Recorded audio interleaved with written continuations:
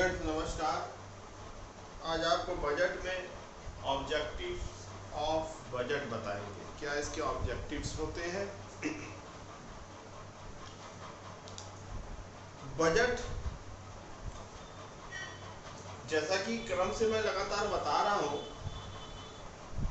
हर वर्ष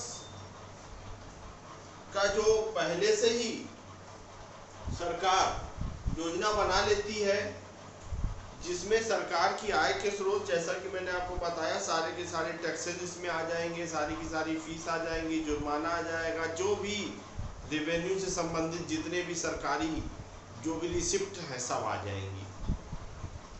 और उस सारा का सारा जो पैसा सरकार के पास आया, उसका मुख्य उद्देश्य क्या है कि जनता पर हमको उसको खर्चा कर देना है। बहुत सिंपल सी बात है। जनता पे ही खर्चा होता है। ऐसा नहीं कि पहले देखा जाता कौन कितना दे रहा, उसी आधार पर उस अनुपात में कुछ नहीं खर्चा होगा। वो होगा तो जनता पे लिया जाएगा जिस हिसाब से आप कमा रहे हैं। ये एक ऐसा टैक्स सिस्टम होता है कि ये अमीरों पे ज़्यादा, गरीबों पे कम, और जो बिल्कुल गरीब होते हैं उन पर कुछ टैक्स नहीं दिया जाता है। ये सोशल जस्टिस के लिए किया जाता है। देखिए ऐसा होता है, सोशल जस्टिस होता क्या है, इसको बहुत सिंपल तौर पे आप किसी परिवार में भी देख सकते हैं।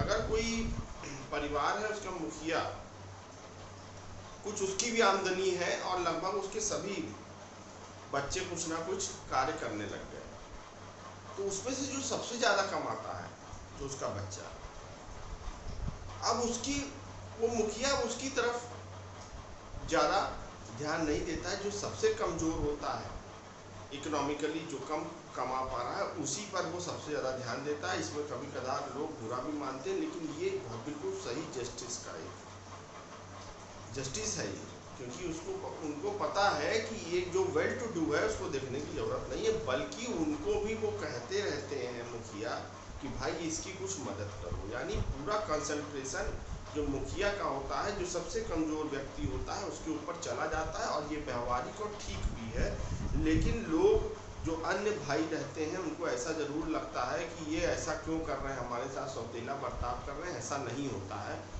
ये एक नेचुरल फिनोमिना है कि नेचुरली ये ऐसा होता है और ऐसा करना भी चाहिए, ये ठीक है। वही सेम चीज़ गवर्नमेंट करती है। गवर्नमेंट को भी सब जगह से उसने टैक्स ले लिया, परंतु खर्चा वो करेगी जनता पर, और जनता पे जो सबसे ज़रूरी है वहीं पर खर्चा करेगी, जिससे सोशल इक्वलिटी आए। क्योंकि एक मुखिया ये नहीं चाहता कि एक व्यक्ति, उसका एक लड़का तो बहुत ज़्यादा वेल टू डू हो जाए और काफ़ी आराम से रहे, और एक बिल्कुल कष्ट में रहे, ये उससे देखा नहीं जाता है। और वो कहीं ना कहीं बराबरी पे ना ला भी पाए, तब भी उसको कम से कम इतना ज़्यादा अंतर नहीं रहने देना चाहता है। वही हमारी गवर्नमेंट भी करती है। वो हर जगह की यही एक पॉलिसी सी बन गई है, और ये ठीक पॉलिसी है। बाजार के मुख्य ये जो उद्देश्य है बजट के मुख्य उद्देश्य क्या है? आर्थिक विकास की दर में वृद्धि करना। पहली चीज तो ये है कि हमको अपनी आर्थिक विकास की दर तेज करनी है। हमको अपने जनता का प्रति व्यक्ति आय, पूरे देश की आय, यहाँ की जीडीपी, एनएनपी, जीएनपी, सारी चीज़ें बढ़ाने की प्रयास करना रहता है। क्योंकि जिस भी देश की प्रति व्यक्ति आय जितनी अच्छी होगा, वहाँ के लोगों का जीवन स्तर उतना ऊंचा अच्छा रहेगा, उतना ऊंचा उठेगा।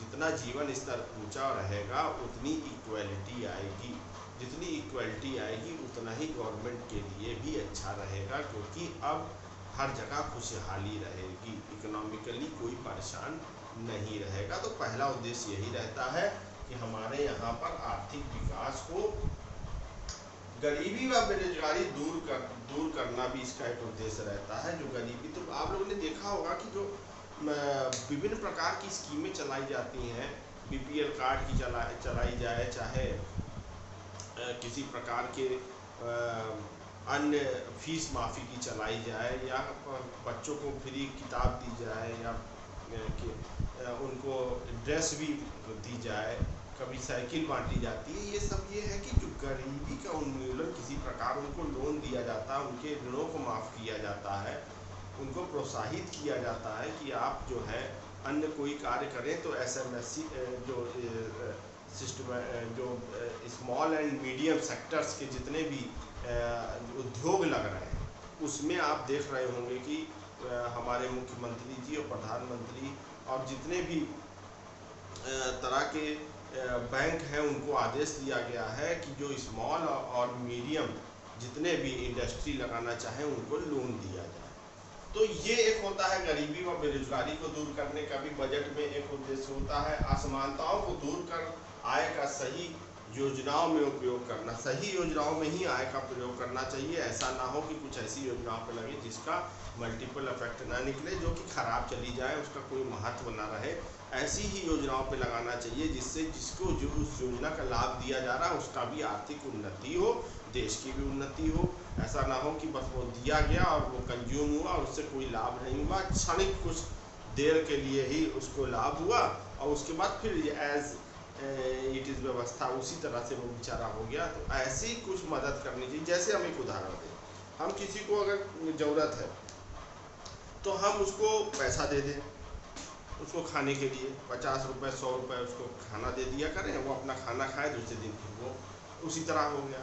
पर अगर हम उसको किसी दिन, अगर कोई गरीब व्यक्ति है वो अक्सर जो है वो परेशान रहता है और किसी स्कूल के बगल में उसको हम एक पंप लेके दे दें साइकिल में हवा भरने वाला, तो वो रोज़ उससे अपने खाने का अपना उसको एक तरह से मदद मिलेगी, रोज़ कुछ पैसे कमा लेगा। तो ये रोज की उसकी इनकम बढ़ गई। उसको एक हमने पंप लेकर दे दिया अगर 250-300 रुपए का, 400-500 का, तो वो दूसरी बात है। अगर हम उसको बीच बीच में 100 रुपये दे रहे हैं, कभी 50 रुपये दे रहे हैं, तो हम उसको दे दिए महीने भर में काफ़ी ज़्यादा, परंतु उसका कोई किसी प्रकार का बेनिफिट उसको नहीं मिल रहा है। तो इस प्रकार से सरकार क्या करती है, असमानताओं को दूर कर आय का सही योजनाओं में उपयोग करना इसका काम होता है। बाजार में मूल्य तथा आर्थिक स्थिरता बनाए रखना। मूल्य आपको पता है, मूल्य बढ़ेगा तो जो व्यक्ति फाइनेंशियली अच्छा है वो तो उसको कुछ दिनों तक उसको असर नहीं पड़ेगा, परंतु जो फाइनेंशियली जो अच्छा जो ठीक नहीं है, जो बेचारा किसी तरह अपना गुजारा कर रहा है, उसके लिए बहुत बड़ी आर्थिक संकट हो जाती है। तो गवर्नमेंट ये देखती है, गवर्नमेंट नीचे से ऊपर तक के सभी लोगों को देखती है कि किसी के भी जीवन में कम से कम इस प्रकार से उथल पुथल किसी भी चीज़ के रेट बढ़ने या कम होने से ना हो।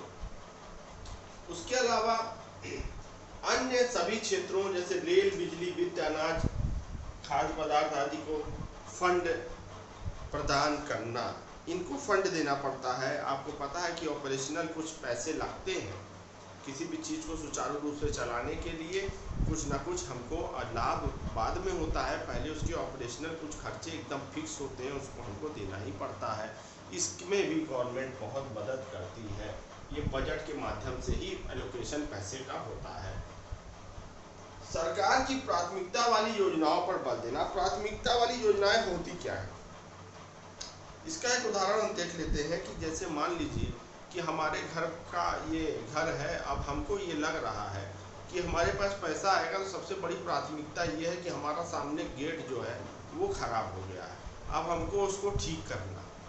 तो हमारा जैसे ही हमको कहीं से कोई पैसा हमको प्राप्त होता है, कहीं से लाभ होता है, तो हमारी प्राथमिकता, चूँकि वो सबसे ज़्यादा इम्पोर्टेंट चीज़ है उस गेट को बदलना, तो हम अगर कोई और भी खर्चा उसके साथ आ रहा है तो हम उसको अगर कुछ दिन रोक सकते हैं, परंतु इसको नहीं रोक सकते हैं, तो हम सबसे पहले प्राथमिकता के आधार पर यहीं पर खर्चा करेंगे।